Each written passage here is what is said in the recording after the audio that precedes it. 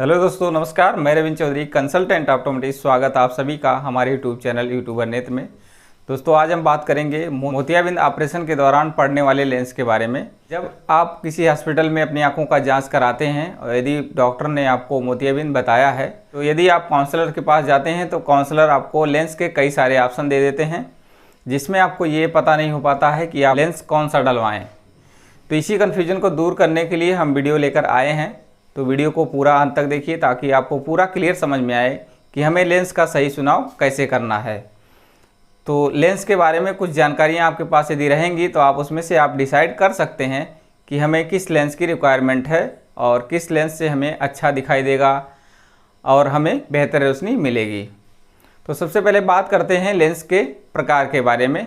तो मुख्यतः लेंस जो है 4 प्रकार के होते हैं। सबसे पहला होता है मोनोफोकल, दूसरा होता है मल्टीफोकल, तीसरा होता है ट्राईफोकल और चौथा होता है EDOF लेंस। यदि काउंसलर आपको ये चीज़ बता रहे हैं कि इतने टाइप के लेंस हमारे पास में उपलब्ध हैं, तो उसमें से आप कैसे डिसाइड करेंगे कि हमको किस प्रकार के लेंस की ज़रूरत है। तो इसी को लेकर के इस वीडियो में बने रहिए और वीडियो को अंत तक देखिए। जैसा कि आपको यदि मोतियाबिंद हो गया है तो मोतियाबिंद में हमारी दूर की रोशनी जो है वो ख़राब हो जाती है, यानी हमें दूर की चीज़ें अच्छे से दिखाई नहीं देती हैं, समझ में नहीं आती हैं। धीरे धीरे करके रोशनी धीरे धीरे घटने लगती है और एक दिन ऐसा आता है कि हमें बिल्कुल भी दिखाई देना बंद हो जाता है।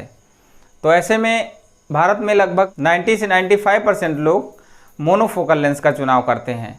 तो मोनोफोकल लेंस की क्वालिटी क्या रहती है कि यदि हम मोनोफोकल लेंस का चूज़ करते हैं तो हमें दूर का विजन अच्छा मिल जाता है, लेकिन हमें पढ़ने लिखने, चावल दाल साफ करने, सिलाई बुनाई करने के लिए चश्मे की रिक्वायरमेंट रहती है, जिसके लिए हमें एडिशन पावर की ज़रूरत होती है। हालांकि इसमें इंटरमीडिएट भी उतना अच्छा नहीं होता है, तो इंटरमीडिएट के लिए भी आपको चश्मा लगाना पड़ता है।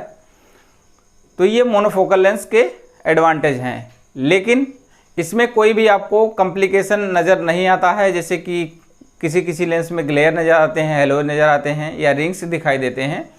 तो ये सब समस्याएँ इस लेंस में नहीं आती हैं, केवल आपको नज़दीक के लिए चश्मे की ज़रूरत पड़ेगी। इसके अकॉर्डिंग ये लेंस लगभग 95 से 98% लोग इसको चूज़ करते हैं, क्योंकि इसमें कोई ऐसे डिसएडवांटेज नहीं है, केवल आपको चश्मा नज़दीक के लिए लगाने की ज़रूरत पड़ती है। तो जिन लोगों को नज़दीक का बहुत ज़्यादा काम नहीं करना है, हालांकि भारत एक विकासशील देश है, पढ़ने लिखने वाले लोगों की संख्या बहुत ही कम है या नज़दीक का काम करने की ज़रूरत बहुत कम है, तो इसके लिए मोनोफोकल लेंस बहुत ज़्यादा लोग यूज़ कर रहे हैं। अब बात करेंगे मल्टीफोकल लेंस में। मल्टीफोकल में मुख्यतः जो है बाईफोकल आता है, ट्राईफोकल आता है और EDOF लेंस आता है। बाईफोकल मतलब जैसा कि नाम से ही क्लियर है कि एक से अधिक फोकल का लेंस, यानी कि दूर और पास दोनों विजन आपका अच्छा होना। जब हम बाईफोकल लेंस का चुनाव करते हैं तो हमारी दूर की विजन अच्छी हो जाती है, साथ में हमें नज़दीक का जो एडिशन का पावर लग रहा था वो भी इसमें हट जाता है, तो आपको दोनों विजन क्लियर मिलता है। और अगला होता है ट्राईफोकल। ट्राईफोकल लेंस की हमें ज़रूरत क्यों पड़ेगी? क्योंकि इस समय में कंप्यूटर का भी ज़माना आ रहा है, तो दूर के साथ में नज़दीक का तो विजन अच्छा करना ही है, साथ में हमें कंप्यूटर वर्क भी ज़रूरत पड़ रहा है। तो जिन लोगों को कंप्यूटर का वर्क भी करना है या भविष्य में कोई ज़रूरत पड़ने वाली है, तो ऐसे में ट्राईफोकल लेंस तीनों विजन को अच्छा करते हैं, जिससे हमारा दूर, नज़दीक और इंटरमीडिएट तीनों विजन अच्छा होता है। लेकिन इसमें कुछ ड्रॉबैक हैं, जिसके कारण ये लेंस बहुत ज़्यादा नहीं डाले जा रहे हैं और कुछ लोगों के कंप्लेन के कारण इसमें कुछ समस्याएं आ रही हैं। जैसे कि हम इस लेंस को यदि डलवाते हैं तो हमें रात में चलने में दिक्कत होती है, जैसे कि लाइट के चारों तरफ रिंग्स दिखाई देते हैं, हेलोज नज़र आते हैं और ग्लेयर सा फील होता है, जिसके कारण हमें डिस्कम्फर्ट फील होता है। तो जो लोग बाहर चलने वाले हैं उनके लिए ट्राईफोकल लेंस नहीं अच्छा है, क्योंकि इसमें ग्लेयर और हेलोज की समस्या बहुत ही ज़्यादा देखने को मिलती है, जिसके कारण ये लेंस बहुत ज़्यादा लोग नहीं यूज कर रहे हैं। उन लोगों के लिए ये लेंस अच्छा हो सकता है, जैसे कि जो रिटायर पर्सन हैं, जिनको पेपर पढ़ना है, कुछ बारीक का काम करना है, या फिर हाउस वाइफ हैं, उन लोगों के लिए ट्राईफोकल लेंस अच्छा माना जाता है, क्योंकि उनको बाहर चलने की उतनी ज़्यादा ज़रूरत नहीं होती है। तो ये लोग इस लेंस को यूज़ कर सकते हैं जिसे हम ट्राईफोकल लेंस के एडवांटेज का लाभ उठा सकते हैं।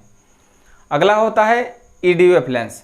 EDOF लेंस में क्या है कि जो हमारा ट्राईफोकल लेंस में डिसएडवांटेज थे वो इस लेंस में आपको समस्या देखने को नहीं मिलती है, जैसे कि ग्लेयर, हेलोज, रिंग्स, ये सब जो डिसएडवांटेज थे ये इस EDOF लेंस में नहीं आती है, क्योंकि ये हाईटेक टेक्नोलॉजी है और इसमें जो है आपका विजन भी दूर और इंटरमीडिएट और नज़दीक का भी लगभग 98% विजन आपका क्लियर हो जाता है, यानी कि अच्छा दिखाई देता है।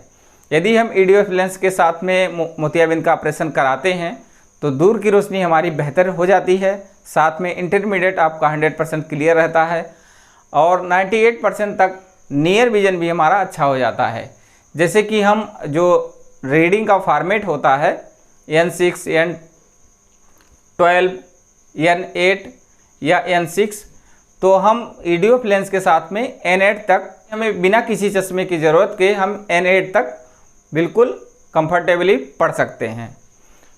यदि आपको बहुत ज़्यादा बारीक काम करना है, पेपर पढ़ना है या कोई प्रिंट दवाई का देखना है या कोई बहुत बारीक सिलाई बुनाई करनी है, तो उसके लिए आपको चश्मे की ज़रूरत पड़ती है, वो भी 2% लोगों के लिए। अदरवाइज 95 से 98% विजन आपका EDOF लेंस के साथ में अच्छा रहता है। एक लेंस और होता है जिसे हम टोरिक लेंस बोलते हैं।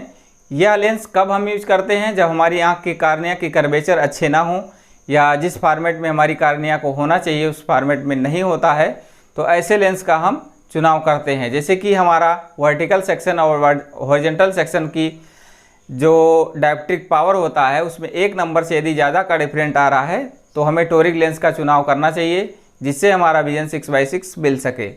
तो टोरिक लेंस हमें एस्टिमेटिक होने पर चुनाव करना चाहिए, जिससे कि रोशनी हमें अच्छी मिल सके।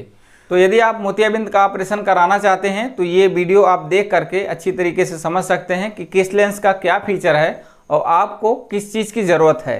इत्मीनान से आप सोच करके लेंस का सही डिसीजन ले सकते हैं और अपनी आँखों का मोतियाबिंद का ऑपरेशन करा सकते हैं। इसके पहले भी हमने इसके बारे में वीडियो अलग अलग बनाया है, यदि आपने उसको नहीं देखा है तो उसको और अच्छे से समझने के लिए उसमें पूरा डिटेल में बताया गया है, तो डिस्क्रिप्शन में लिंक मैं दे दूंगा, उसको आप जाकर देख सकते हैं, जिससे आपको और ज़्यादा क्लियरिटी हो पाएगी। इसमें थोड़ा सा हम शॉर्ट में बताए हैं ताकि आपको बहुत ज़्यादा कन्फ्यूजन क्रिएट ना हो। तो वीडियो यदि आपको समझ में आया हो तो एक वीडियो को लाइक कर दीजिए और अपने दोस्तों में शेयर कर दीजिए, क्योंकि मोतियाबिंद उम्र के साथ में होने वाली बीमारी है, तो यह हर किसी को होना तय है। तो जिससे लोग अवेयर रहें और लेंस का सही चुनाव करें, ताकि आगे चल कर के कोई कन्फ्यूजन क्रिएट ना हो और सही लेंस के साथ में आपको रोशनी अच्छी मिले। तो इसी के साथ वीडियो को समाप्त करते हैं। धन्यवाद, नमस्कार, जय हिंद।